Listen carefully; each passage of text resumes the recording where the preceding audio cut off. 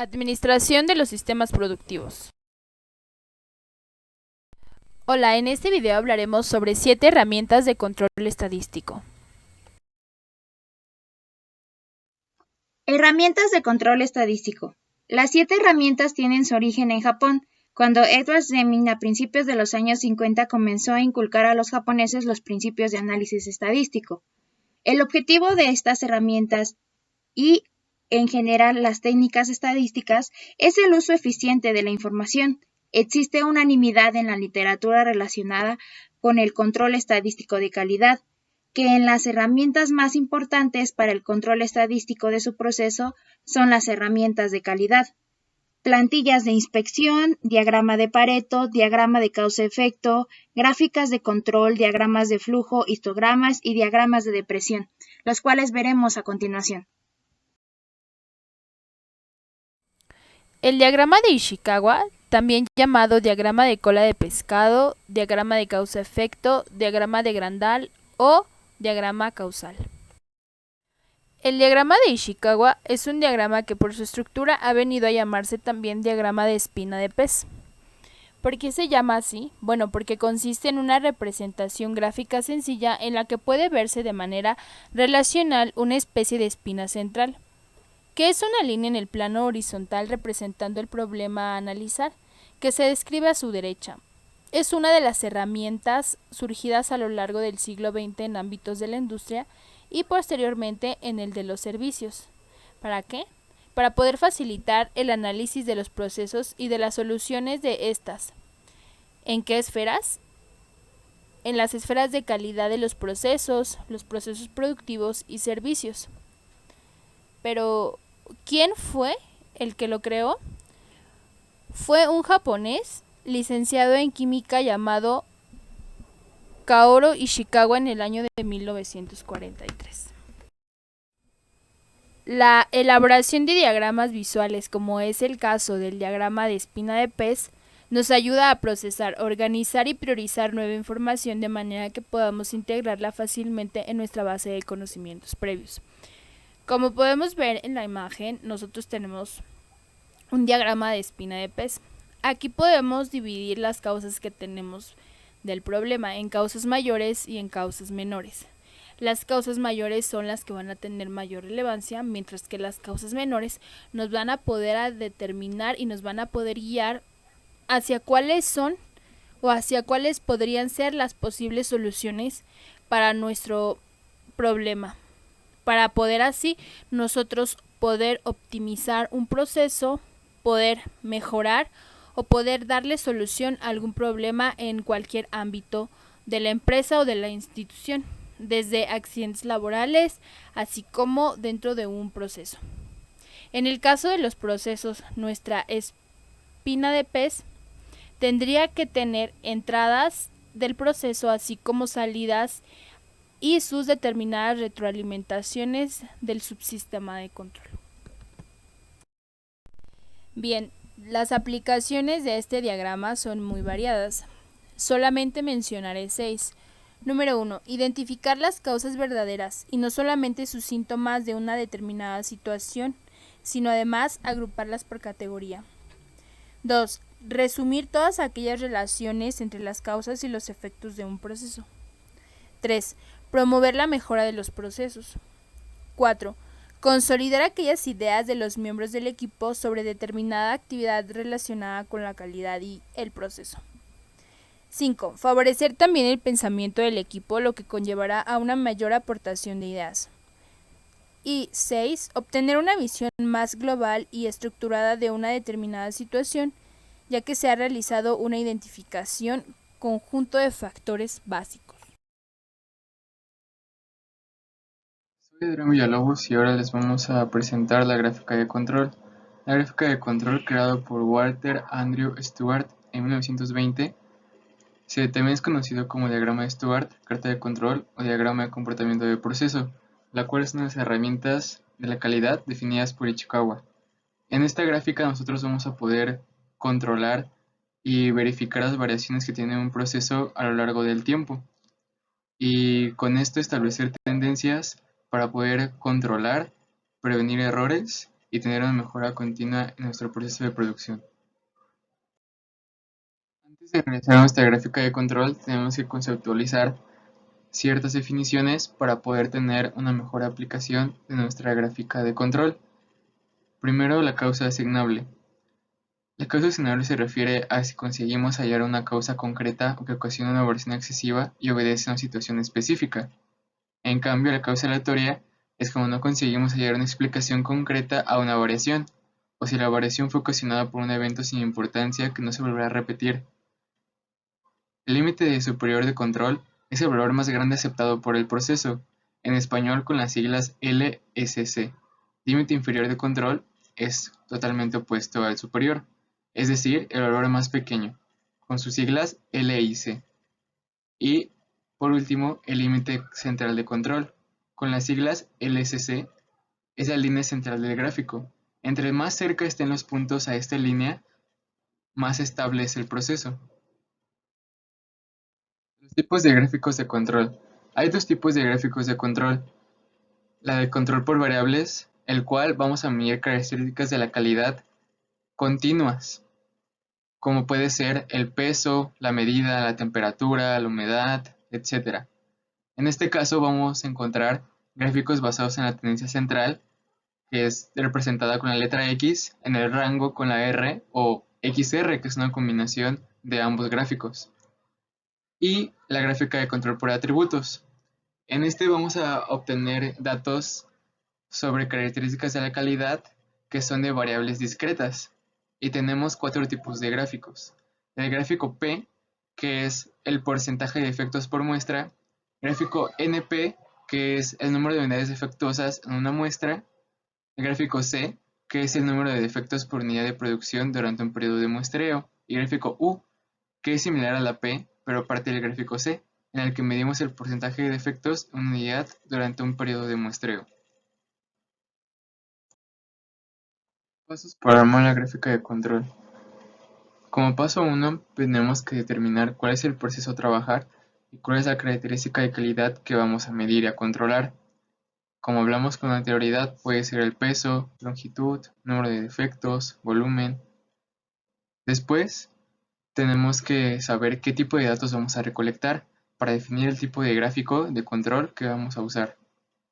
Como paso número 3, tenemos que determinar el tiempo en el que estaremos capturando los datos.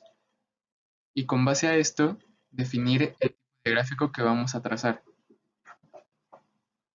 Debe ser importante que debe ser al menos una tendencia de 20 datos, ya que si son menos puede afectar a los cálculos estadísticos y no podemos aplicar una buena tendencia para establecer acciones correctivas.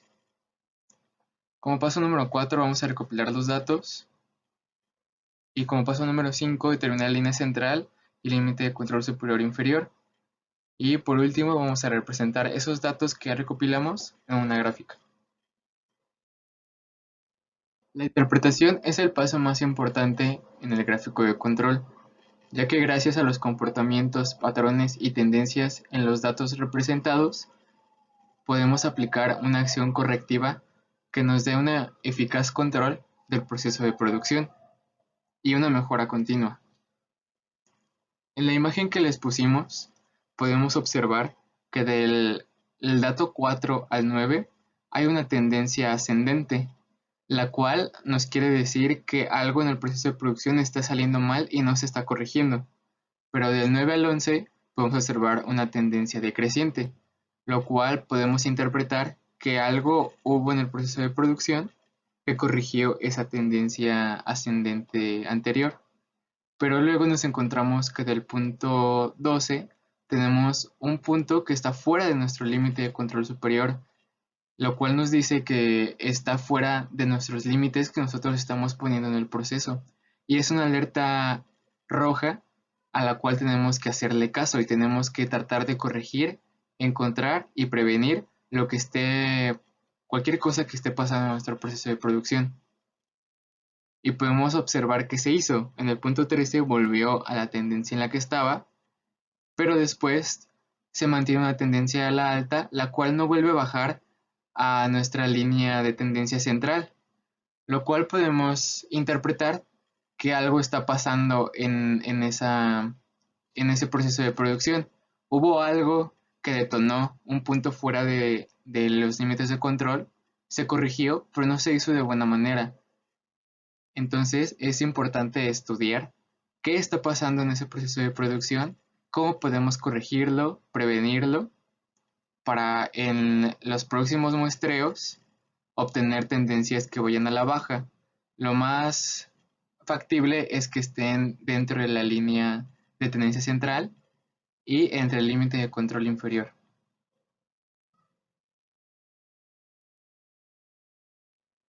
El histograma es otra de las herramientas de la calidad, la cual es muy parecida al gráfico de control, ya que nos permite reconocer, analizar y analizar patrones de comportamiento en la información que no son aparentes a primera vista. El histograma es un tipo de gráfico de barras que se puede utilizar para comunicar información sobre las variaciones de un proceso y tomar decisiones enfocándose en los esfuerzos de mejora que se han realizado. La construcción de este gráfico ayudará a comprender la tendencia central, dispersión y frecuencias relativas de los distintos valores analizados, y así poder establecer acciones correctivas y toma de decisiones que favorezcan a nuestro proceso de producción.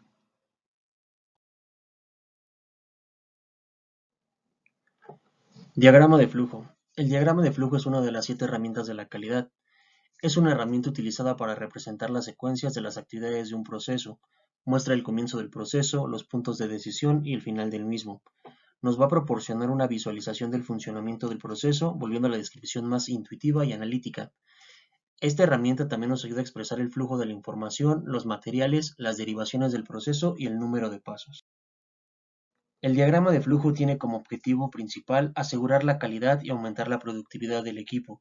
El diagrama de flujo se puede utilizar para desarrollar y mejorar la presentación gráfica de un proceso y para identificar el costo de la calidad, también conocidos como COQ. Los pasos para elaborar un diagrama de flujo son los siguientes. Lo primero es determinar el proceso a diagramar. Después hay que definir el grado de detalle necesario para el diagrama. Posteriormente hay que identificar la secuencia de pasos del proceso y al final construir el diagrama de flujo. Los beneficios que obtenemos al utilizar el diagrama de flujo son los siguientes. Control de calidad. Nos ayuda a identificar actividades sin valor agregado en la ejecución del proceso y de ese modo mejorar el rendimiento. Visión transparente. Hace posible aprender el conjunto de actividades, relaciones e incidencias de un proceso, haciendo énfasis en aspectos específicos del mismo. Identificación de clientes. Es más fácil conocer las necesidades de los clientes y ajustar el proceso hacia la satisfacción de sus necesidades y expectativas gracias a este tipo de diagramas. Comunicación eficaz. Introduce un lenguaje común que mejora la comunicación de todo el equipo. Para ello se deben realizar capacitaciones a los profesionales que lo administrarán. Mejora de tiempos y costes. El diagrama de flujo facilita la aplicación de acciones en la optimización de tiempo y los costes de actividad. De esta manera mejora la eficacia y la eficiencia del proceso. Al utilizar un diagrama de flujo, ayudamos a mejorar los resultados del negocio en varias áreas o departamentos.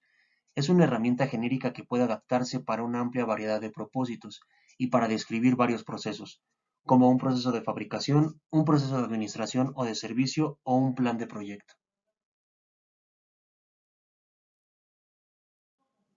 Diagrama de dispersión. Se usa comúnmente para mostrar cómo dos variables se relacionan entre sí. De este modo, podemos estudiar las relaciones que existen entre dos factores, problemas o causas relacionadas con la calidad, o un problema de calidad y su posible causa. Su objetivo es analizar estas variables para determinar la forma en que se relacionan o qué tan independientes son una de la otra. A esto se le conoce como correlación. Existen 3 tipos de correlaciones. Correlación positiva. Se da cuando hay una relación proporcional entre ambas variables, es decir, las dos disminuyen o aumentan a la vez. Correlación negativa. Se produce cuando el comportamiento de una variable es diferente a la otra, por ejemplo, mientras una aumenta, la otra disminuye. Y por último, correlación nula. No existe algún tipo de comportamiento entre ambas variables. Los pasos para elaborar un diagrama de dispersión son los siguientes. Identificar la situación y las variables. Lo primero que hay que hacer es detectar el problema en cuestión, luego determinar las variables que permitan caracterizar la situación. Posteriormente hay que recolectar los datos de las variables. Se recopilan los datos que se analizarán para verificar la relación entre las variables. Es importante que estos datos se encuentren dentro del mismo periodo de tiempo. Después, dibujar el plano cartesiano. En el eje X se encuentra la variable independiente y en el eje Y se coloca la variable dependiente. Trazar las variables pareadas. Las variables son representadas por círculos. Si los dos pares de datos tienen el mismo valor, ambos deben ser dibujados uno al costado del otro o trazar el segundo punto a corta distancia. Y finalmente, analizar los datos. Se analiza el diagrama para determinar la correlación que existe entre las variables. Siempre se debe buscar la causa raíz del problema. Podemos concluir que el diagrama de dispersión es una herramienta muy útil con la capacidad de mostrar relaciones no lineales entre variables y es usado ampliamente en los planes de Six Sigma. Conociendo estas correlaciones, se puede determinar una estrategia para controlar y supervisar el proceso de manera eficiente, mejorando así la calidad. El diagrama de Pareto. La función del diagrama de Pareto es que las empresas puedan reconocer cuáles son las necesidades más importantes a las que deberían dirigir sus esfuerzos y no malgastar recursos en asuntos poco relevantes. De ahí la importancia de siempre hacer un análisis de datos. Características de un diagrama de Pareto. Estas son: es una técnica de cálculos simples, analiza las características de un grupo y reconoce los puntos más importantes dentro de él para darles prioridad. Observa los elementos y enfoca los esfuerzos hacia un solo objetivo. Permite tomar decisiones objetivas que se basen en los datos y no en opiniones personales. Analiza los elementos y la frecuencia con la que sucede cada uno de los datos. El diagrama de Pareto puede utilizarse para analizar los diferentes productos y servicios que ofrece y la mejora de su calidad. Observar la producción de productos en tiempo y volumen. Identificar qué productos generan mayores ventas y cuáles tienen más tiempo almacenados. Reconocer las oportunidades de mejora de tu negocio. Identificar cuáles son las razones por las que ocurren algunos problemas y priorizar las soluciones. Sus ventajas son: te ayuda a enfocar los esfuerzos en las mejoras que atraen mayores beneficios. Ofrece un panorama sencillo y eficaz sobre la prioridad de los problemas. Evita que los problemas se hagan más grandes. Es una herramienta fácil de entender y fomenta las ganas de solucionar los problemas dentro de la organización. CheckSuite, hoja de control o verificación, también llamada de chequeo, es un impreso con formato de tabla o diagrama, destinado a registrar y compilar datos mediante un método sencillo y sistemático, como la anotación de marcas asociadas a la ocurrencia de determinados sucesos. Su utilización es en la mejora de la calidad. Se utiliza tanto en el estudio de los síntomas de un problema como en la investigación de las causas o en la recogida de análisis de datos para comprobar alguna hipótesis.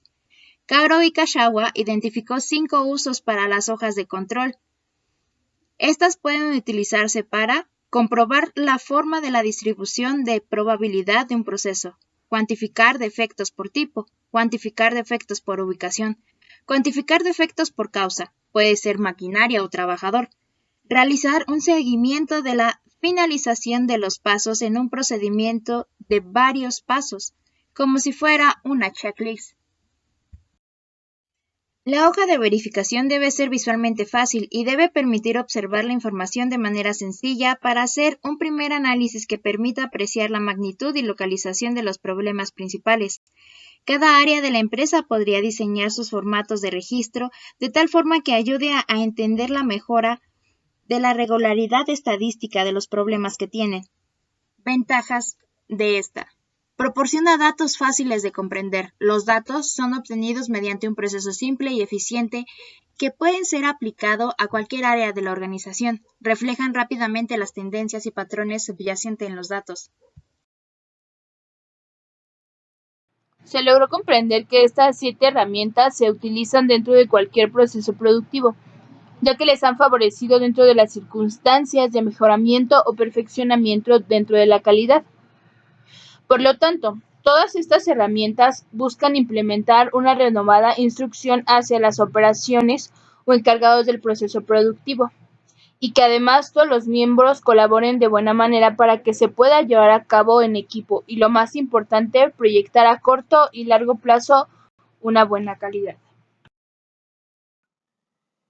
Las 7 herramientas básicas de la calidad nos ayudan a obtener un mayor panorama de lo que está ocurriendo durante nuestro proceso. Recordemos que para poder utilizar este tipo de herramientas es necesario tener la mayor cantidad de información, ya que de esta manera podemos explicar de una manera gráfica, clara y precisa lo que se pretende lograr con el proyecto. Cada una de estas herramientas tiene un fin y una metodología específica, por lo que es importante saber para qué queremos cada una de estas herramientas y poder sacar el máximo provecho de cada una de ellas. Soy Adrián Villalobos y mi conclusión es la siguiente. Las herramientas de control estadístico de la calidad son elementares, necesarias y básicas para cualquier organización, ya que al tener una buena calidad podemos no solamente llegar a nuevos clientes, sino el mantenerlos. Si la organización y nuestros productos y servicios tienen una calidad óptima, nunca vamos a perder nuevas oportunidades de venta. Es necesario tener no solamente una vista o visión de la calidad de qué pasa o no pasa a los productos o servicios, sino un control estadístico que nos permita prevenir, controlar y una mejora continua en todo nuestro proceso de producción.